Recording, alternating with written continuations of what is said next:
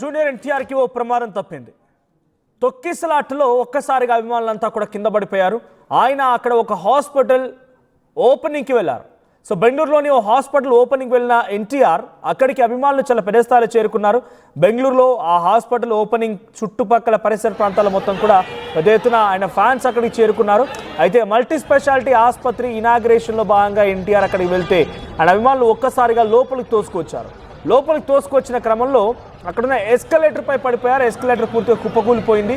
So escalator side walls ఉంటాయి చూసారా, ఆ వాల్స్ మొత్తం కూడా కుప్పకూలిపోయాయి. సో అక్కడే పక్కన ఆ సర్కిల్లో మీరు చూస్తున్నారు, ఎన్టీఆర్ అక్కడే ఉన్నారు.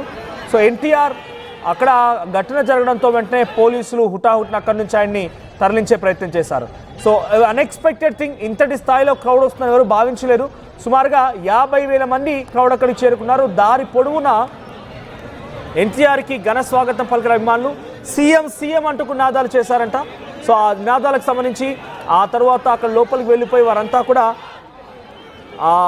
ఎన్టీఆర్ని కలవడానికి, ఎన్టీఆర్కి షేక్ హ్యాండ్ ఇవ్వడానికి, ఎన్టీఆర్తో సెల్ఫీ దివ్వడానికి వెళ్తూ ఉన్న క్రమంలో ఒక్కసారి ఇక్కడ తొక్కిసలాట జరిగింది. తొక్కిసలాట్లో ఎస్కలేటర్ అప్పుడే కొత్తగా ఏర్పాటు చేసిన ఆసుపత్రి అది. ఆ ఆసుపత్రిలో ఎస్కలేటర్ ఇప్పుడు కుప్పకూలిపోయింది. అక్కడ ఎన్టీఆర్ దగ్గర నిల్చుండి ఆయన అక్కడ కింద పడిపోయిన అందరూ కూడా లేపి అక్కడి నుంచి కొంచెం దూరంగా వెళ్ళిపోమని చెప్పి అక్కడి నుంచి హుటాహుటిన పోలీసుల ఆధ్వర్యంలో వేరే దగ్గరికి వెళ్ళిపోయారు. ఆయన అక్కడ నుంచి